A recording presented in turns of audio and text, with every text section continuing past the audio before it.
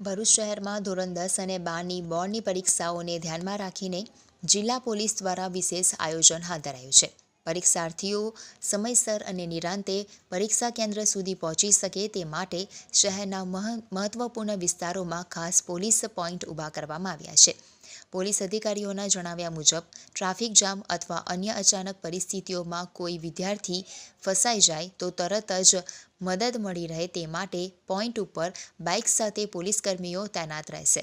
જરૂર પડે તો વિદ્યાર્થીઓને પોલીસ બાઇક ઉપર બેસાડીને સીધા પરીક્ષા કેન્દ્ર સુધી પહોંચાડવામાં આવશે। શહેરના જાડેશ્વર ચોકડી, ભૃગુ ઋષિ બ્રિજ અને કસક્કર સર્કલ ખાતે ખાસ પોલીસ પોઈન્ટ ગોઠવાયા છે। આ ઉપરાંત PCR વેન પણ તૈનાત રાખવામાં આવી છે। ટ્રાફિકમાં ફસાયેલા વિદ્યાર્થીઓને રિસીવ કરી સુરક્ષિત રીતે પરીક્ષા કેન્દ્ર સુધી પહોંચાડશે। પોલીસના આ પ્રશંસનીય પગલાંથી વિદ્યાર્થીઓ અને વાલીઓમાં રાહતની લાગણી વ્યાપી છે।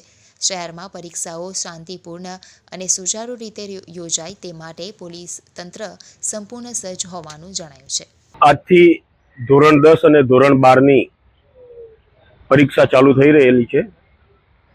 ભરૂચ જિલ્લામાં આવેલા તમામ પરીક્ષા કેન્દ્રો ઉપર પરીક્ષા શાંતિમય વાતાવરણમાં લેવાય, કોઈ કાયદો અને વ્યવસ્થાની પરિસ્થિતિ જળવાઈ રહે અને બીજી કોઈ પરીક્ષાર્થીઓને કોઈ સમસ્યા ના ઉદ્ભવે, પરીક્ષા દરમિયાન કોઈ ગેરરીતિ ના થાય, એના માટે ભરૂચ જિલ્લા પોલીસ વડા શ્રી અક્ષયરાજ મકવાણા સાહેબ શ્રી દ્વારા સમગ્ર જિલ્લામાં તમામ પરીક્ષા કેન્દ્રો ઉપર પૂરતો પોલીસ બંદોબસ્ત રાખવામાં આવેલો છે।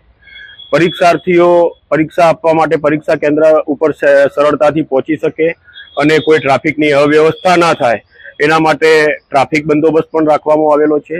અને કોઈ પરીક્ષાર્થી કોઈ કારણસર કોઈ પરીક્ષા કેન્દ્ર સુધી પહોંચવામાં કોઈ એને વિલંબ થઈ રહ્યો હોય એવું લાગે તો એના માટે સમયસર પહોંચે એના માટે પોલીસ પણ એને મદદ કરી શકે એ માટે બાઇક પેટ્રોલિંગ અને PCR વાનનું પણ પેટ્રોલિંગ રાખવામાં આવેલું છે। આ રીતે પૂરતો પોલીસ બંદોબસ્ત પરીક્ષા માટે ભરૂચ જિલ્લા દ્વારા રાખવામાં આવેલો છે।